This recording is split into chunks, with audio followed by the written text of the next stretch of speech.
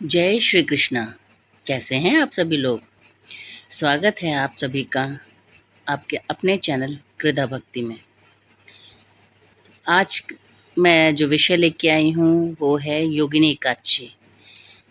जो भी मेरे रेगुलर सब्सक्राइबर हैं उन्हें मालूम ही होगा, मैंने अपने पिछले व्लॉग में बताया हुआ है कि एकादशी जो है वो भगवान विष्णु को समर्पित एक महत्वपूर्ण हिंदू त्योहार है, जो प्रत्येक वर्ष यानी कि 12 महीने में टोटल 24 एकादशियाँ आती हैं। हर एक महीने में 2 एकादशी, लेकिन जब अधिक मास होता है तो ये 2 एकादशी बढ़ जाती हैं, तो अधिक मास में ये हो जाती हैं 26 एकादशी। हर एक शुक्ल पक्ष में और एक कृष्ण पक्ष में महीने में 2 बार एकादशी आती हैं, शुक्ल पक्ष की एकादशी और कृष्ण पक्ष की एकादशी। तो आज मैं बात करने जा रही हूँ योगिनी एकादशी की। तो ये थी साल की पूरी एकादशियाँ जो मैंने आपको बताया। वैसे तो साल में 24 एकादशी होती हैं, प्रति माह 2 एकादशी, लेकिन जब एक अधिक मास आता है तो ये एकादशी 2 एकादशी और बढ़ जाती हैं। तो चलो व्लॉग को आगे कंटिन्यू करते हैं और बात करते हैं आज की खास एकादशी की, तो जो है योगिनी एकादशी। आषाढ़ मास के कृष्ण पक्ष की एकादशी तिथि को योगिनी एकादशी व्रत रखा जाता है। माना जाता है कि इस व्रत को रखने से भगवान विष्णु और माता लक्ष्मी की विशेष कृपा प्राप्त होती है। साथ ही यह व्रत पापों का नाश करने वाला होता है और इससे पुण्य फल की प्राप्ति होती है। लेकिन ज्योतिष शास्त्र में योगिनी एकादशी के लिए कुछ महत्वपूर्ण नियम बताए गए हैं, जिनका ख्याल रखना भी बहुत ज़रूरी होता है। अगर आप इन नियमों को ख्याल नहीं रखते तो व्रत का पूर्ण फल प्राप्त नहीं होता है। वहीं कई लोगों के मन में यह सवाल भी आता है कि इस व्रत के दौरान किन चीज़ों का सेवन करना चाहिए और किन चीज़ों का सेवन नहीं करना चाहिए। तो चलिए आज मैं विस्तार से आपको इस पवित्र योगिनी एकादशी व्रत के बारे में महत्वपूर्ण नियम और प्रयोग और इसका महत्व बताने जा रही हूँ। मान्यता है कि योगिनी एकादशी का व्रत रखने से 88,000 ब्राह्मणों को भोजन कराने के बराबर फल प्राप्त होता है। ऐसे में इस दिन कुछ खास नियमों का खास रूप से ध्यान रखना चाहिए। कहा जाता है कि इस दिन भूल कर भी किसी भी व्यक्ति को तुलसी के पत्ते नहीं तोड़ने चाहिए। ऐसा करने से अशुभ फल की प्राप्ति होती है। वैसे तो एकादशी को वैसे भी निषेध है तुलसी के वृक्ष को छूना या उसके पत्ते तोड़ना। द्वादशी तिथि को तुलसी के पत्तों से व्रत का पारण किया जाता है। ऐसे में व्रत रखने वाले को खुद तुलसी के पत्ते नहीं तोड़ने चाहिए। इसकी बजाय आप बच्चों से या किसी और घर के किसी और सदस्य से ये काम करवा सकते हैं।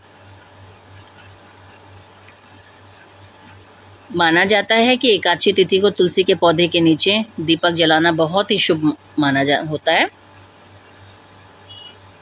और कुछ चीज़ें हैं जिनका सेवन इस दिन निषेध है। तो मैं बता दूं आपको कि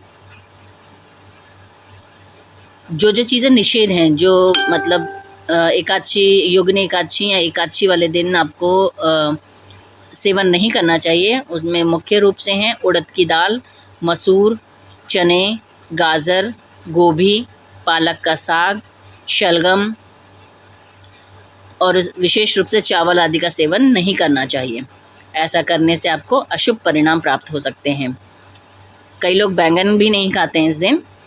साथ ही अगर किसी घर के सदस्य ने व्रत रखा हो तो पूरे परिवार को इन चीज़ों का सेवन नहीं करना चाहिए। योगिनी एकादशी के दिन इन नियमों का ख्याल रखना बहुत ज़रूरी माना जाता है। इस दिन व्रत के दौरान अन्न का सेवन करना वर्जित माना जाता है। ऐसे में व्रत रखने वाले केवल फलाहार कर सकते हैं। योगिनी एकादशी व्रत के दिन सभी प्रकार के फल जैसे केला, संतरा, अंगूर, अनार, पपीता आदि आप खा सकते हैं। माना जाता है कि केवल फलों का सेवन करके एकादशी का व्रत रखना बहुत फलदायी होता है। ऐसा करने से जातक के जीवन से नकारात्मकता दूर होती है और सकारात्मक ऊर्जा का संचार होने लगता है। ऐसा भी मान्यता है कि इस दिन नियमों का ख्याल रखते हुए व्रत रखने से सभी प्रकार के पापों से मुक्ति मिल सकती है और पुण्य फल प्राप्त होता है। कुछ विशेष चीज़ें भी हैं जो इस दिन दान करने से बहुत फलदायी होता है। जैसे इस दिन किसी ज़रूरतमंद या गरीब व्यक्ति को अन्न का दान करना चाहिए। साथ ही प्यास से व्याकुल व्यक्ति को जल पिलाने से भी पुण्य फल की प्राप्ति होती है। इसके अलावा व्रत के अगले दिन यानी द्वादशी तिथि को पीले रंग के वस्त्र अपने घर के किसी वरिष्ठ रिश्तेदार को देने चाहिए। इस दिन आटे, चावल, खीर और अगर संभव हो तो चांदी का सिक्के का दान करना भी विशेष रूप से फलदायी होता है। ये मैं बता रही हूँ द्वादशी वाले दिन, ये जो दान है द्वादशी वाले दिन करना चाहिए, क्योंकि एकादशी को तो चावल वर्जित होता है। ऐसा करने से व्यक्ति को जीवन की समस्याओं से निजात मिल सकती है और धन दौलत में भी वृद्धि होती है। मान्यता है कि नियमों का ख्याल रखकर योगिनी एकादशी का व्रत रखने से माँ लक्ष्मी और विष्णु जी की विशेष कृपा प्राप्त होती है। चलिए अब बताते हैं योगिनी एकादशी की पूजा विधि। योगिनी एकादशी के दिन प्रातः ब्रह्म मुहूर्त में स्नान कर पीले वस्त्र पहनें। पूजा स्थल को गंगा जल से पवित्र करें और लकड़ी की चौकी पर पीला वस्त्र बिछाकर भगवान विष्णु और माता लक्ष्मी की मूर्ति या तस्वीर स्थापित करें। पीले फूल, तुलसी पत्र, पंचामृत, मिठाई, चंदन, अक्षत, धूप, दीप और फल अर्पित करें। और साथ ही साथ ओम नमो भगवते वासुदेवाय मंत्र की माला का जाप करें और योगिनी एकादशी की कथा पढ़ें या सुनें। रात्रि में भजन कीर्तन और जागरण करें और तथा द्वादशी पर दान पुण्य का व्रत का पारण करें। चलिए अब कुछ विशेष मंत्र बताते हैं जो इस दिन कर लेने से व्यक्ति की सारी मनोकामनाएं पूरी हो जाती है। तो पहला मंत्र है ओम नमो भगवते वासुदेवाय। ये विष्णु मंत्र है। मंत्र मैं एक बार और बता देती हूँ। ओम नमो भगवते वासुदेवाय। इस मंत्र की 108 बार माला कर जाप कर लें। स्नान का भी इसमें एक विशेष मंत्र है जो व्यक्ति जब स्नान करता है ब्रह्म मुहूर्त में या संध्या आरती के टाइम, तो स्नान के समय में वो ये मंत्र कर सकता है। गंगा च यमुना चैव गोदावरी सरस्वती नर्मदा सिंधु कावेरी जलस्मिन् सन्निधम कुरु। एक बार और बता देती हूँ। गंगा च यमुना चैव गोदावरी सरस्वती नर्मदा सिंधु कावेरी जलस्मिन् सन्निधिम कुरु। और इसके साथ ही एक मंत्र है जो अगर आप श्रद्धा और एकाग्रता के साथ करते हैं इस मंत्र का, तो आपको आत्मिक और आत्मिक शांति की प्राप्ति होती है और आपका जीवन जो है बहुत शुद्ध और पवित्र बनता है। तो वो मंत्र है, मैं आपको बताती हूँ। बहुत आसान मंत्र है। ओम नमो नारायणाय या हरे कृष्ण हरे राम। 2 मंत्र हैं, बहुत सरल मंत्र हैं। इनमें से आप किसी भी मंत्र का, ये विष्णु मंत्र है, आप इनमें से किसी भी मंत्र का जाप कर सकते हैं। पहला मंत्र है ओम नमो नारायणाय और दूसरा मंत्र है हरे कृष्ण हरे राम। हरे कृष्ण हरे राम।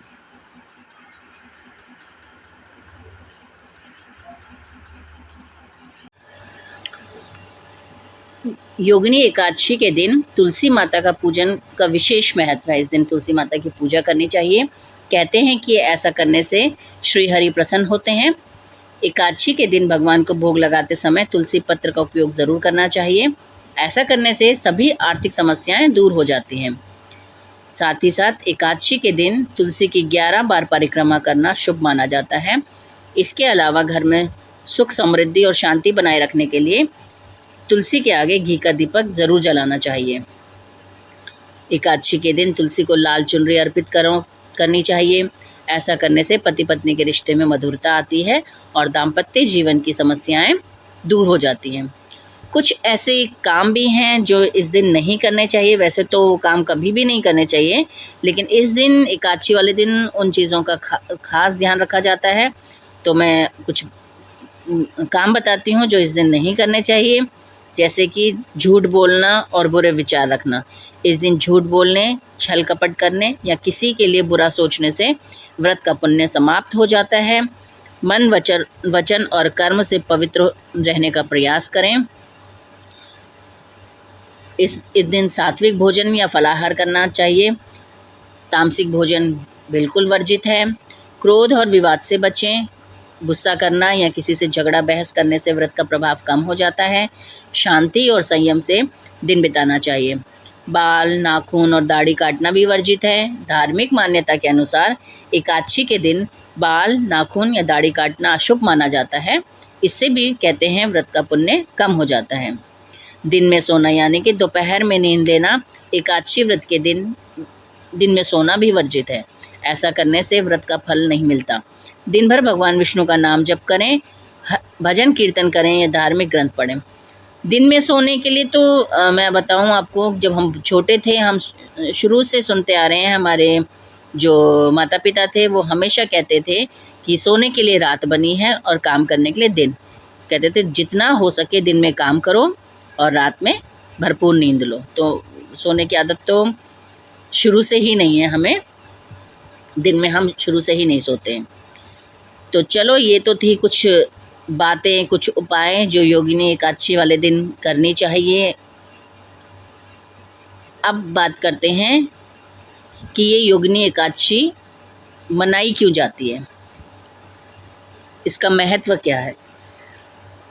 तो इसकी एक प्रचलित कहानी है, वो मैं आपको बताती हूँ, ध्यान से सुनिए। और हाँ, कहानी बताने से पहले मैं आप लोगों से अनुरोध करूँगी कि जो भी नए हों, जो भी मेरे चैनल पे नए हों, प्लीज़ आपके अपने क्रीडा भक्ति चैनल को सब्सक्राइब कर लें और ज़्यादा से ज़्यादा लाइक, शेयर और कमेंट करें, ताकि मुझे प्रोत्साहन मिले और मैं अच्छे जानकारी आप तक पहुंचा सकूं। तो शुरू करते हैं कि योगिनी एकादशी क्यों मनाई जाती है। तो कहानी इस प्रकार है कि स्वर्गलोक में कुबेर नाम का राजा रहता था, जो भोलेनाथ का बहुत बड़ा भक्त था। रोजाना वो शिव जी की पूजा करता था। एक दिन उसका हेम नाम का माली था, जो उसके लिए रोज फूलमाला लाता था। माली की पत्नी का नाम विशालाक्षी था, वह बेहद सुंदर थी। एक बार जब सुबह माली मानसरोवर से फूल तोड़कर लाया, लेकिन आसक्त होने की वजह से वह अपनी स्त्री से हास्य विनोद करने लगा। राजा को पूजा करने में देरी हो गई, जिसकी वजह से वह क्रोधित हुआ। ऐसे में राजा ने माली को श्राप दे दिया। उन्होंने कहा कि तुमने ईश्वर की भक्ति से ज्यादा कामासक्ति को प्राथमिकता दी है। तुम्हारा स्वर्ग से पतन होगा और तुम धरती पर स्त्री वियोग और कुष्ठ रोग का सामना करोगे। इसके बाद वह माली धरती पर आ गिरा, जिसकी वजह से उसे कुष्ठ रोग हो गया और उसकी स्त्री भी चल बसी। वह कई वर्षों तक धरती पर कष्टों का सामना करता रहा।